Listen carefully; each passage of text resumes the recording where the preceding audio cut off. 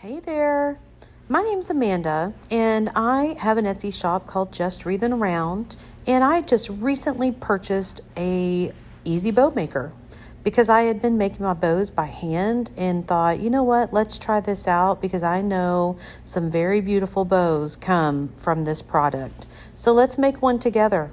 So first, I started out with about a 5-inch tail, and then I took my 2.5-inch wired buffalo check ribbon and I put it between the two tall dowels. And what you saw me do just now was I flipped that ribbon over. I turned it so that the pretty side was down, and I measured, I think it was about a 7.5-inch loop.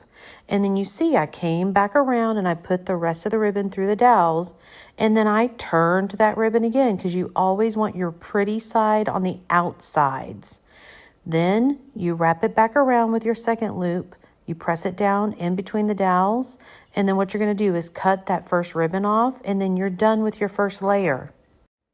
Now it's time to move on to our second piece. So this is also a 2.5-inch wired ribbon. I found this in all of these ribbons at Michael's. So on this one, I measured again about a 5-inch tail, maybe a little shorter. And then you noticed I just turned that ribbon as I came through the dowels to make sure that my pretty side would stay on the outside. So I pushed down between the dowels and then I flip the ribbon. Do you see me doing that there? Now, once I flip that, I want to bring and have that pretty side out. I go between the dowels and then I push down again. This time I don't need to flip because I want my tail to be pointing up. So I'm going to go ahead and snip that off, and I'm going to my next piece. This one is a 1.5-inch wired ribbon as well. All of these again came from Michael's. You can find them at any craft store in the Valentine's section or whatever season it is that you may be making your bow for. So each time that I added a new ribbon, the loop that I created was actually about a 1/2-inch smaller for each one.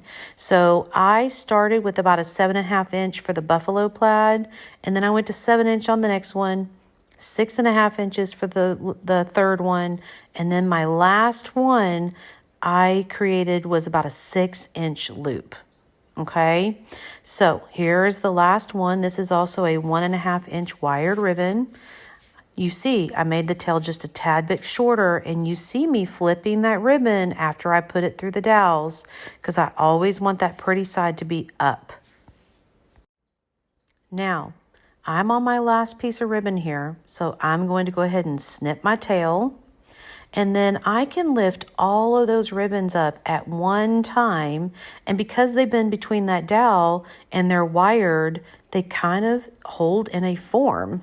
And once you pull them out, they stick to that form, and it's easy for you to put either your floral wire or a pipe cleaner or a zip tie around the back. I just use floral wire most of the time, and so then I sit there and twist it, and then I will close up that floral wire on the back, and it's now time for me to start dovetailing. So I'm going to need to dovetail both sides of this bow. What I do is I take each piece of ribbon, I fold it in half, and then on the seam, I cut it at an angle to create a dovetail. Okay, once I finish this side, I have to flip to the other side and do the other side as well.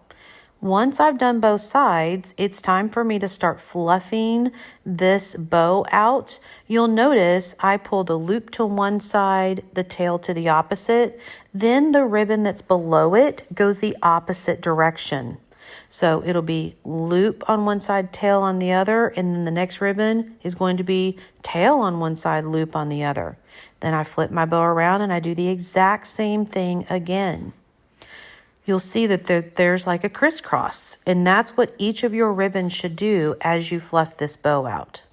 Okay, once I fluff all of my ribbons out, I know that my bow is complete. Let me know what you think of my finished product. And tell me, do you prefer to make bows by hand, or do you prefer to make them on an easy bow maker? I hope you enjoyed this tutorial.